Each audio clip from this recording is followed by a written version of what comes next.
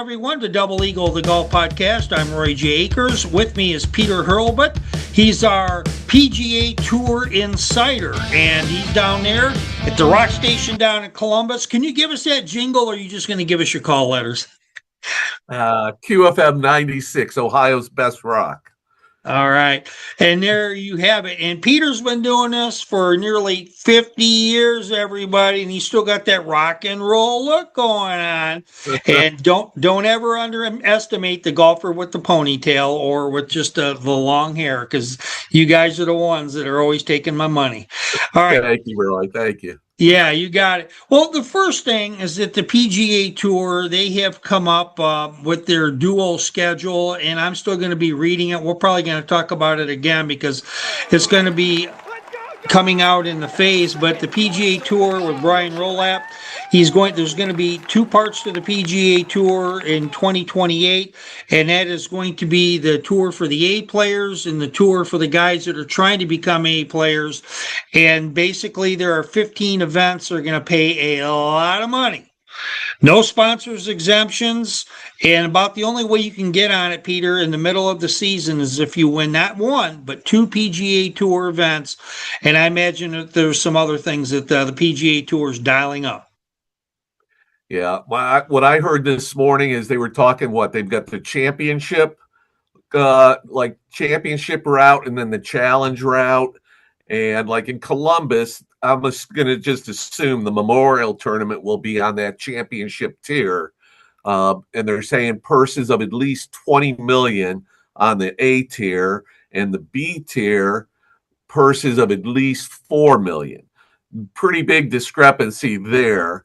And I think sponsor-wise, you were mentioning that Detroit's not going to have an event any longer. And that's after this year, yeah. Yeah, to me, that's sad that they lose it. I mean, Detroit is a big market. It deserves to see the best players in the world, come through there. All the money that's out there and how they're doing it. I mean, obviously, Liv brought a bunch of this about. But I don't know, being old school, Roy, it's still like to see the best guys peg it. And, you'd like to see all of them in there at the same time, going through the cut, just like the old days.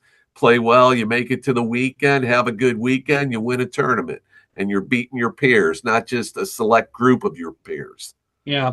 Well, Jack Nicklaus said at the Memorial Tournament a few weeks ago that he said he had a real bone to pick based upon what he was seeing, what he was hearing, and he wanted to talk to Brian Rolapp and some other stakeholders at the PGA Tour. And one of his sources of contention, Peter, is that he said that all these tournaments are all bunched up together. And he says you're getting all these great fields all at once, and they're all playing in 4 or 5 months. And he says these guys, if they don't get to play for $20 million, they won't come to your tournament. If they don't get to play, and get paid $9 million or get bonuses and all that, they're not coming to your tournament. And he said to him, one of the things he would think of as a solution is take some of these big events and kind of spread them out throughout the year, so the guys had to stay in their golf game a little bit longer, and make sure that some of these guys kind of got rotated and played some other events. I mean, you're not going to get a U.S. Open field at the Travelers or the Rocket Mortgage Classic, but the problem is that the tournaments, the reason why some of them are giving up, the PGA Tour picked up their option. Like they picked up the PGA Tour champions, not to get confused with the PGA, for Firestone. Firestone's done. They're not going to have a PGA. Yeah. They're not going to have the PGA Tour event going forward because it's going to be moving out to California, although the sponsor still wants to do it. The club still wants to do it. And what it becomes, I have no idea. But to me, you got to get better players in the field. In the early days of the Rocket Mortgage Classic, Peter, Dustin Johnson came. Bryson DeChambeau won in the second year. You had Gary Woodland there. You had Bubba Watson. And all these guys ended up washing up on the beaches of the LIV Tour, although Bryson's still a top-notch player, although he's not having a good major season this year. So I hope that they've got to be able to have this so that players will want to come to your tournament, and some of these guys, they're all getting appearance fees anyway. So, and they're all getting equity. So it's almost like, you know what? If you want your equity, you got to throw us a couple of bones a couple of times a year because we need to fill these tournaments up, and these guys need to gauge their competition. That's just my thought. Yeah, I'm with you on that. And what Jack said is a pretty valid point. I think that the tour has gotten very consolidated in a short period of time. There's a lot of big events, and there's no reason, in January or February and March you can't be on the West Coast or you can't be down south. But you can spread those events around. I mean, in the last 4 weeks, what have we had? We're down in Dallas. Then we came to Columbus. We went to Canada. We had the Open. Now we've got another signature event this week. I mean, it's consolidated. And I agree. I'd like to see the tour spread out a little bit more. And, you're not going to get Rory at every event, but he doesn't need to be at every event. You've got enough great names that, yes, you want them together at certain events or at as many as possible. But like you mentioned, Dustin or, Ricky Fowler or guys like that, they can be at other events and everyone gets together for the 4 majors. They get together for the playoffs. But the tour, I hate to say it, but they're chasing the almighty dollar for damn sure. And I think you lose a little bit of what golf is really about. Yeah. A topic for another day, but I'll just throw out a teaser right now. This whole thing with all these sports, I don't care if you're baseball, the NFL, NASCAR, PGA Tour, or whatever. Everybody's on every streaming service possible to bring out every dollar. And I'm paying 4 and 5, subscription fees a month. And I'm like, I used to pay 1 or 2 at most. So those are things they have to work out. When we come back on the other side, a couple of things have kind of been noticed by New York crowds, whether it's fair or not. We're going to tackle that issue with Peter Hurlbut. Should majors still be going into New York, especially into Long Island and some areas where the fans can be a little bit rowdy? We're going to have that for you next. This is Roy J. Akers of Double Eagle Golf, the podcast. We are found multiple times weekly where we talk to professional, college, and USGA golfers. We cover stories and those that shape the sport. This is not just another podcast. We have exclusive content, print and podcast stories, and we spill the news before other media outlets drop their take. We are on all podcast channels, the YouTube channel, and can be found on skyviewsports.net. Check out Double Eagle Golf, the podcast, today. With us on Double Eagle, the Golf Podcast, we have Peter Hurlbut from radio down there in Columbus, Ohio. We're going to get you those call letters for you as we exit because you got to be able to find a way to get into our PGA Tour Insider.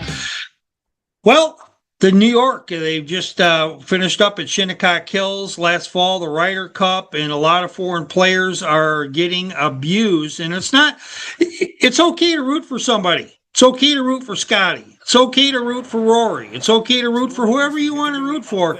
But Peter, should you be actively rooting against people and being rude to their entourage and even their wives and stuff? I don't think that's part of golf, personally. I first experienced some of that, Roy, in Ryder Cups. I've been fortunate enough to have gone to 5 different Ryder Cups, and I recall a situation at Oak Hill, and I was out following groups, and I applauded some excellent shots from the European squad and had a group of people who were standing by me just staring me down like, what are you clapping for? And it was like, well, that was a great shot. That's why I'm clapping. I root for good golf. I think what we saw in New York, rooting, and it was rooting against someone. It wasn't just rooting for Scotty. When the crowds were clapping when Wyndham's ball is rolling off the green and are happy about that, to me, that's not in the spirit of the game. The spirit of the game is you play your best, and if the better guy wins. And sometimes it's not the guy you're pulling for. But to root against someone, like I say, I just don't think is in the spirit of the game. Yeah, I think that last year at Bethpage Black, I don't have a scroll of everything that happened, and I certainly didn't see a lot of what happened. I'm only knowing when I read and what I'm seeing on Golf Channel, and I did hear a few comments here or there, and to me, that's as a journalist, we're not really allowed to root for anybody. I mean, you can always root internally. If it don't come out of your mouth, no one knows anything. But to me, I like to root. I'm kind of like you, Peter. I like to root for good golf. Now, would I be happier if the U.S. did it in the Ryder Cup than Europe? Yeah. But you know what? I appreciate great golf. I can appreciate when Seve pulls off that magic act he did 30 years ago. I can appreciate when guys that you wouldn't even expect, like Tyrell Hatton, that guy's a bulldog in those Ryder Cups. And there's a lot of guys like that out there, Justin Rose and that. And so I can appreciate good golf. And if you cannot, that says something about you. But let me ask this to golf fans out there, because they were rude. They were rude to our U.S. Open winner and even his girlfriend a little bit, as I understand, because they knew that, they saw him, Right. Before and after the round. Jack Nicklaus, everybody, finished second just as much as he won. And he finished second to American players, European players. And one of the classiest things I've ever seen is when he wanted that win. That guy's one of the most competitive, classy athletes ever. He would get up and shake somebody's hand. And everybody, if you want to go to a golf tournament, show some class. And I don't care if you're from New York, Michigan, California, or anywhere else, just show some class, and I actually prefer, and this doesn't sound good for me, a lot of times I would rather be in the media room because I can hear the TV, I can write, I can cover things, and I have questions to ask, and then I go down and go talk to the guys, in their post round, because I have work to do when I'm there. So to walk inside the ropes, I really don't want to take that spot. I would rather let a fan see that, because I get all that sports dope, and I'm a much better reporter because I can pull all the facts and figures together and ask the golfers questions, because they always like it when they saw that you pay attention to their round, whether they hit a tree limb or they get a great skip and the ball's next to the pin or whatever might happen. Mm-hmm. But everybody shows some class out there. And I think 98% of the people do. In New York, maybe it's 90. But I tell you what, you don't want to lose Shinnecock Hills. You don't want to lose Bethpage State Park. You don't want to lose some of these other locations out there because of a few fans. And by the way, facial recognition works. Get the facial recognition. Don't let them in again. There you go. With you 100%, Roy. Amen. All right. Peter Hurlbut, myself, hopefully in a couple weeks we'll do this again. We are going to be at Scioto next week for the PGA US. I want to make sure I say this right. It's like the PGA Tour Champions US Open, but it's not really called that. US Senior Open. The U.S. Senior Open. We're going to be there, and we're going to have all that for you. So we'll both be insiders for that particular tournament and down the road. Peter, once again, tell us your call station and how your golf fans can get a hold of you, because we're going to do exactly that.